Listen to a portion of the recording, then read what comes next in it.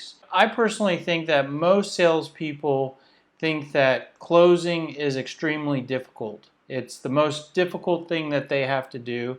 And it's my personal belief that if you were to do a survey of salespeople and say, what is the one thing that you'd like to improve in your sales skills or your sales game? I think the majority of people would say, I'd like to be a better closer, and that they think that there's some magical mixture of personality and aggressiveness and pushiness and charm that makes someone become a good closer. I don't agree with that. I actually think that when you do enough of the right things when you're selling, closing should actually be the easiest thing that you do. I actually believe that in a lot of cases, deals actually kind of close themselves. And the close is very seamless, and it just sort of actually happens because you do enough of the correct things on the front end to where you either don't end up in the closing situation when you shouldn't, meaning that you're trying to close a prospect that doesn't need or can't buy from you, or it just naturally happens. And so there isn't all that resistance or arm twisting or hair pulling or whatever metaphor you want to use at the end of the sales process. And so it's all of the indirect things that I'm going to talk about here in a minute that make closing easy. And it really starts with no big surprise here that I believe that a good sales message makes closing easier. And this shouldn't be a big surprise because the Smart Sales System is all about using a consultative sales message.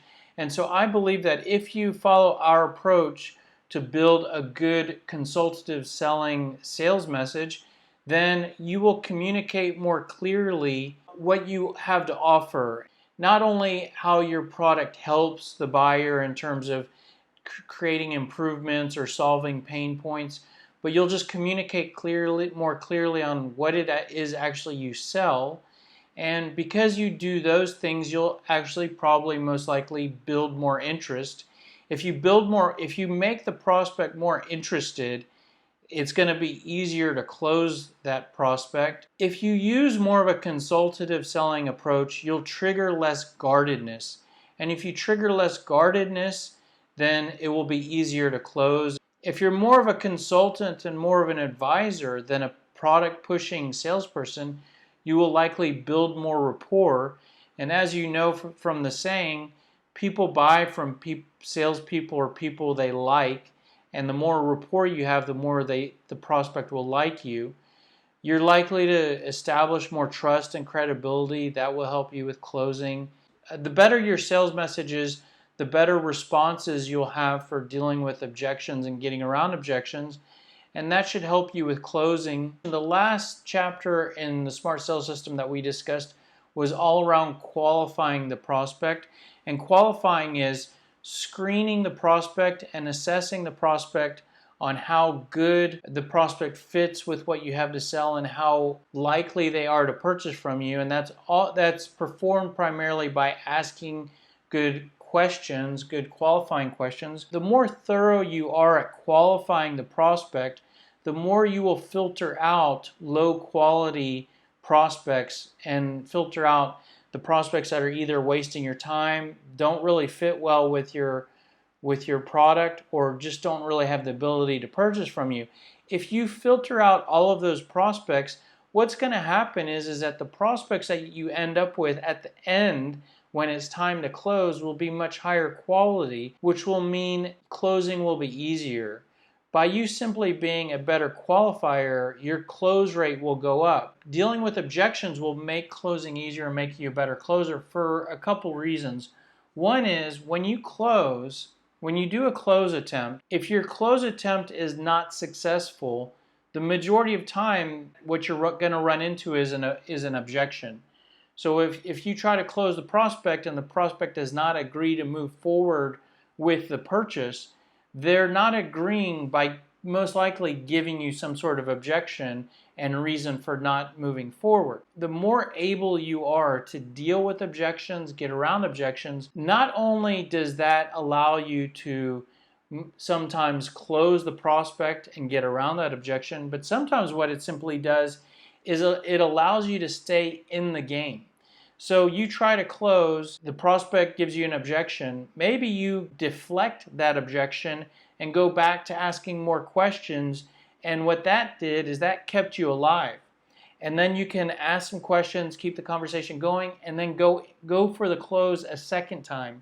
So maybe your objection response doesn't resolve the objection and close right then, but it buys you more time and basically allows you to close a prospect more times. At every step of the sales process, really every time you speak to the prospect, there's two things that you can close the prospect for.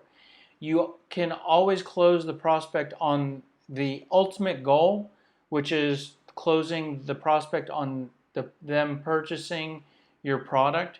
There's an immediate goal, which is just moving the prospect to the next step of your sales process.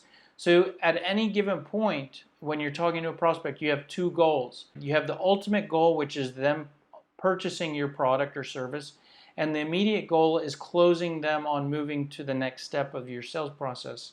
So if you're at the initial contact, your immediate goal is just to close the prospect on the meeting.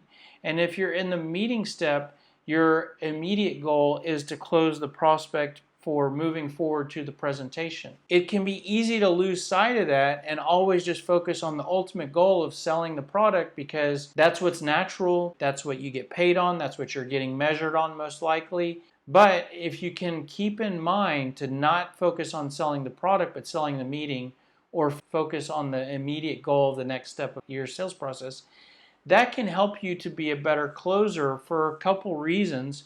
One is, not only is it easier to close the next step than it is to close your product, it's actually more logical. When you're at the initial contact and you're talking to someone for 2 to 5 minutes, it's more logical to just focus on establishing the conversation and keeping the conversation going in the form of a meeting, and becoming more aware of this, or it's actually just staying aware of this, because it can be easy to forget this when you're on a quick call or in the heat of the battle, or you're dealing with an objection. It can be easy to just try to overcome the objection or just try to sell the product. But you have to stay aware of this